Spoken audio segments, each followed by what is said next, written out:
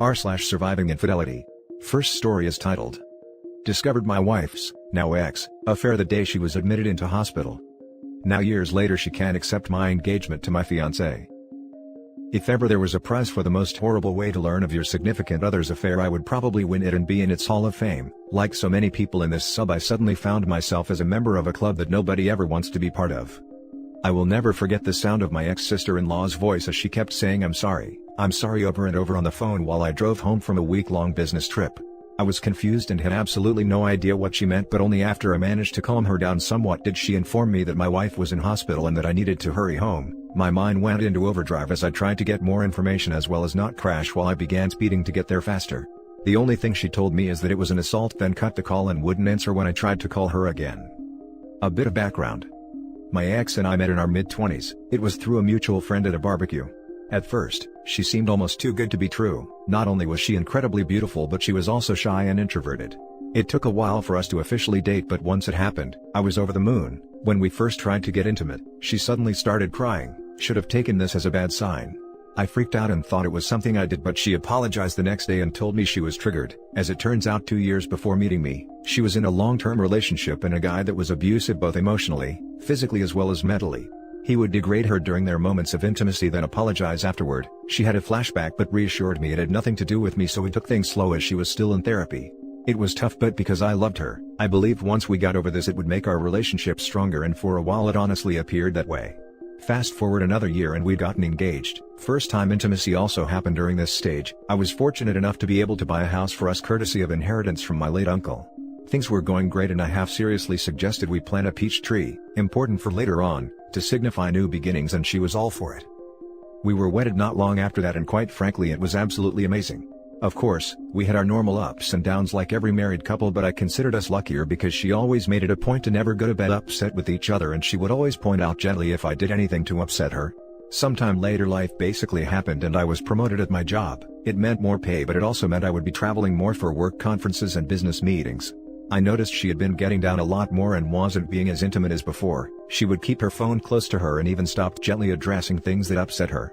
I tried to talk to her about it, but she assured me that she was fine and this was a phase she was going through, and having no reason to not trust her, I let it go. She would sometimes go to her sister's place and spend the night, telling me she just needed a bit of girl time with her sister. The day I got that fateful phone call was the day she was meant to be keeping her sister company again.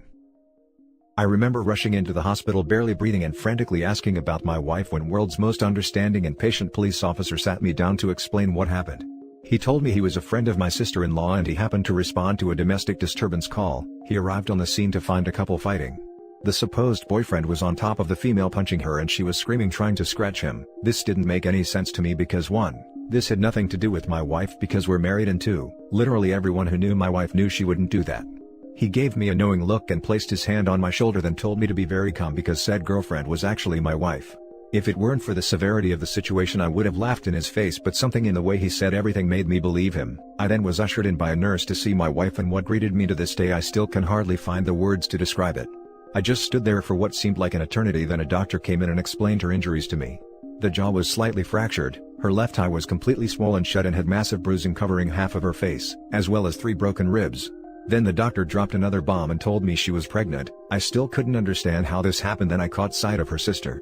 She at first tried to avoid me, but at the persuasion of her police officer friend she told her what she knew. It turns out my wife's ex had gotten in contact with her 5 months ago. He was doing this redemption pyramid step thing where he would apologize to people he has wronged in order to clear his karma. Anyone else BS meter going crazy right now? They began talking more, then he convinced her to meet up for coffee and show her he was a changed man. Obviously old feelings resurfaced, coupled with the fact that he appeared changed. Now it soon developed into an emotional affair. My wife approached her sister for advice, who told her to take things slow and just get it out of her system if she needed to, which then led to a physical affair 3 months later. She actually told my wife that she should at least make peace with her ex in whatever form it may be, and even offered to cover for my wife once in a while. My sister-in-law was in tears at this point and kept apologizing to me, saying that she didn't know about the abuse as my wife never told anyone other than me and her therapist at the time about it. I was numb, I just couldn't feel anything and was absolutely dumbfounded by my wife's actions. When my wife finally woke up, I was there and she burst into tears upon seeing me. I spent the following months in zombie flight mode. There was individual counseling for her as well as marriage counseling for us at the strong urging of her family.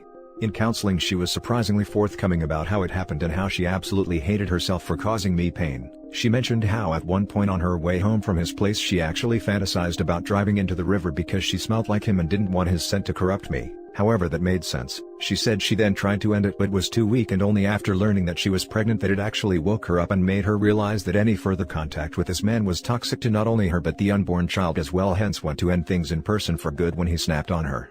She became a shell of herself and developed a phobia for any other males but me. One point she couldn't even use the bathroom at night unless I was holding her hand. Sad, right? After the baby was born, son by the way, we got a paternity test and he was mine, but the more time I spent with her the more I realized I didn't hate my wife, I actually loathed her. I couldn't see the woman I married but instead saw his leftovers each time I looked at her. I decided to leave because I was afraid I'd do something I'd regret and be exactly like her abusive ex. She begged me not to leave and even made the ridiculous offer of giving me a hall pass as well as slapping her if I wanted to. I knew at this point I had to get out. She was actually very generous during the divorce. She moved back into her parents and signed a very well thought out co-parenting plan issued by the courts.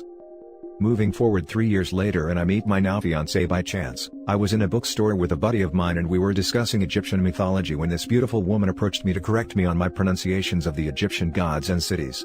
Needless to say, immensely impressed by not only her understanding but also by the fact that she is Egyptian herself. We exchanged numbers which eventually lead us to dating. When I finally proposed to her it was actually in front of the peach tree I had planted years ago. I got down on one knee but before I got my answer she ran into the house then came out with a ring as well. Turns out she was actually planning on proposing herself because she was madly in love with me and she just didn't want any other woman to have me. My son in all his sweet childlike innocence told his mother what happened because he was present when it happened. My ex literally showed up that night in the rain yelling about how could I propose to her, my fiancé, in front of our tree and that this isn't the end of us. I am completely exhausted at this point. I cannot go no contact because she is the mother of my child but she is basically harassing me and my fiancé. How do I convince her to move on, to get over her fear of men and not force me to get a restraining order? Sorry it was long but I am really desperate. Edit. Wanted to ask a question to the insightful women here. Something that still bugs me to this day is the fact that she even made time for her ex who took pleasure in destroying her only for her to suffer a much worse fate. Is it normal for the abused to want the attention of the abuser even if she might hate him? Something my ex said once. Edit 2. Forget to add this in the original post. When my fiancé presented me with the ring which she was gonna use to propose to me she had an engraving on the inner band which states to my pharaoh. Damn, I love this woman. Now for the top comments. When planning the wedding, keep all details from your son. Set the wedding date for a weekend that he is with you and make it a surprise for him. I like this idea. It worked for a friend of mine in a similar situation. By the time the ex found out they were married, it was too late to ruin it. Yes, and I can imagine the ex-evil wife now trying to use their son as a way of finding out info. Poor child. Grey Rock strategy. Don't communicate about anything other than son. Don't get sucked into other discussion. It's not your place to convince her of anything. I've co-parented somewhat successfully with my ex-wayward spouse, for 7 years now. The last time we actually spoke more than a few words in person was in mandatory mediation for divorce proceedings and we argued so badly the counselor cut the session short and sent us our separate ways. We communicate only when necessary and only directly pertaining to our son. It's effective, but of course requires participation of both parties. Don't try to convince her of anything, don't even have a real conversation with her. Limit your communication to only the absolutely essential information pertaining to your son, as in I'm here to pick him up, and only medical/educational relevant topics when necessary. It's important to keep the peace for the sake of your son. I don't know if this matters at all, but for what it's worth I have some experience in this arena. I'm 32F, engaged to a wonderful man after a 9-year marriage that ended in divorce. My ex was a basket case who tried to play on my emotions and he only backed off when I established clear boundaries. It was hard to do at first because I was afraid of hurting him, but ultimately the defined relationship helped him move on. Thank you for sharing. I used to wonder what was so fascinating about being with a man who enjoyed putting bruises on her body and fracturing her bones as compared to me giving her coffee in bed with a kiss on the forehead. If ever there was a way to completely emasculate a man and ruin his confidence, this was clearly it, and she went above and beyond for it. Though she still apologizes to this day, it still doesn't change what she did.